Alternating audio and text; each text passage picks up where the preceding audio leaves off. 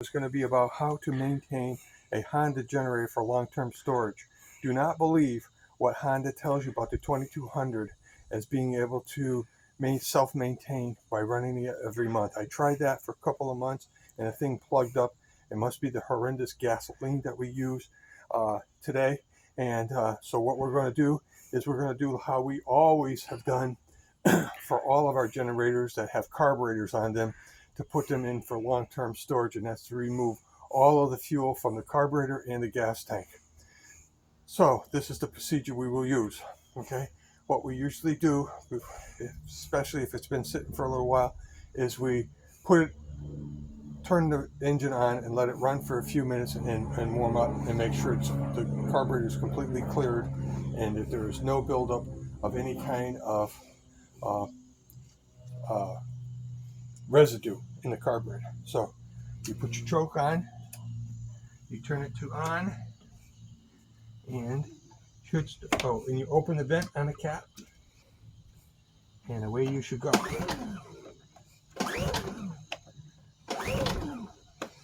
Should. It's not all screwed up. Okay. There it goes.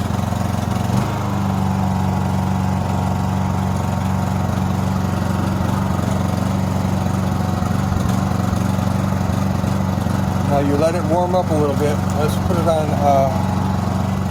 turn the idle button on. Let it run on high. Turn the eco button off, which is right there. Let it warm up, clear up. See how it shakes a little bit? That means the carburetor was starting to gum up. Okay? Not supposed to. According to Honda, you're supposed to run it every month and that will keep it clear. And I tried that, and in the second month it would not start. I had to go in there and I had to use carburetor cleaner to get it to restart and clean the residue out. Probably caused by bad gas or lean, but the procedure that they say use, don't use. Use the old school of removing all the fuel from the carburetor and gas tank system for long-term storage. And then you don't have to worry about running it every month or doing any of that kind of stuff. As a reminder, you can just run this thing when you're ready and put it up the same way you would do with every carbureted engine that you've ever had, like all the generators before this. And that new thing where they say you can run it every month and it'll keep it from plugging up. In the old days, in the old Hondas, the 2000s, you didn't even have to do that. They did plug up though, if you didn't drain them and do this procedure. So, that's what you have to do with the Honda. Now it's starting to warm up, it's starting to shake a whole lot less, meaning that she's starting to clear up. Alright? What you want, let the carburetor to clear up. Throw your eco button back on. And see how she idles at low speed. Little surging, not too bad, not horrendous. Okay, so here we're going to be shutting this off and doing the regular, normal, long storage shutdown procedure. Okay, now we're going to start to shut her down. We're going to turn it to turning the fuel off, because this generator has a fuel cutoff that allows you to drain the carburetor down as far as it will pick up any fuel in the carburetor. And that's Honda's fix for, long-term storage, but I've determined it does not work. So you just run it on this until she stalls. Okay, she's run out of gas on this cutoff for the carburetor. Now we turn it to the off position. Okay, the next thing we do is we start to pump out all of the gas in the tank.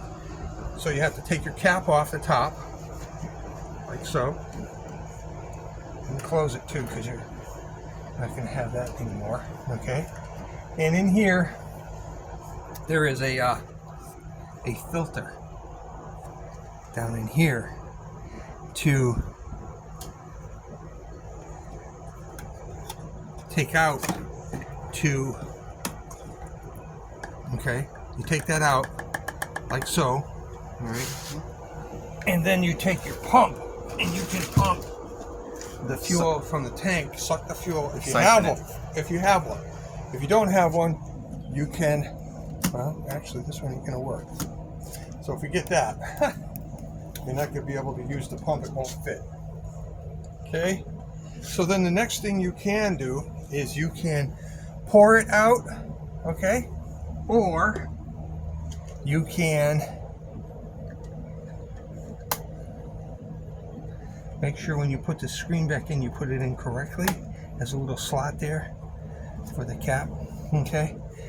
You can do it the old school way, which would be, we're going to open this cover right here. There's a little spigot on the side. Yeah. Take your cover off, and you come over here, and you will see that on the carburetor there's a little drain port here that goes down to right here. Okay? So what you can do, okay, when you have this situation, I believe, is we will see if we can turn that back, the fuel back on, and see if it will drain out into our little catcher here. If that won't work, then we will have to do, I know it'll get what little bit is in the carburetor out, as you see it coming out now. Okay, but that's not where it is in the tank. So let's see if we turn it to the on position, what happens there. Okay, so you turn it back to the on position and it'll start to drain the tank into the funnel.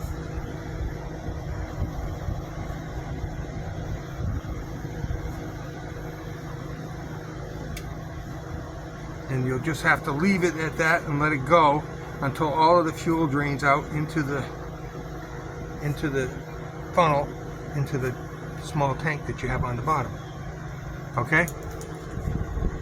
Okay, now that you've drained out all your fuel, okay, what I ended up doing was I ended up siphoning out what I could with a hose, with a piece of tubing. And now I'm putting the filter back in where it goes. Okay, put the cap on loosely. Okay, then I'm going to seal up the gas so that this gasoline doesn't, evaporate all over the place.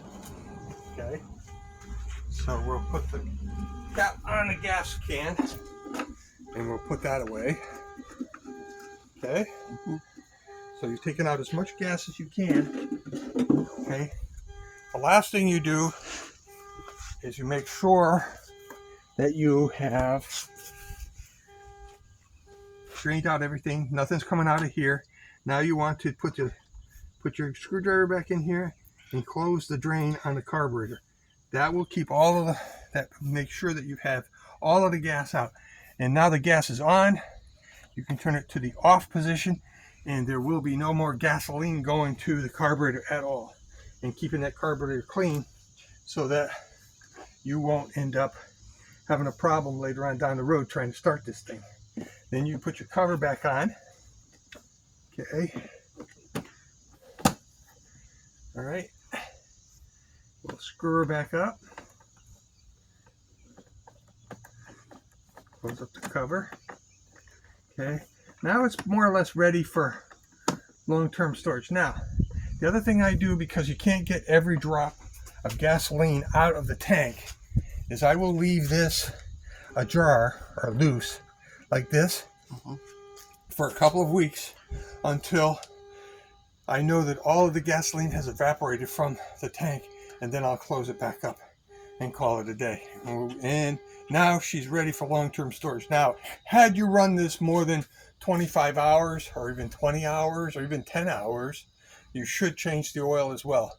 But this has not been run for any length of time. It was just, if we were going to use it, we did not. We only ran it maybe 15, 20 minutes. So the oil is still good. So you do not have to change the oil. But if it was 10 hours, anything over like 5 hours, I would recommend changing the oil. Oil is cheap, easy to change. So after you've got all of that done and said, you can set it into your storage facility and you are done.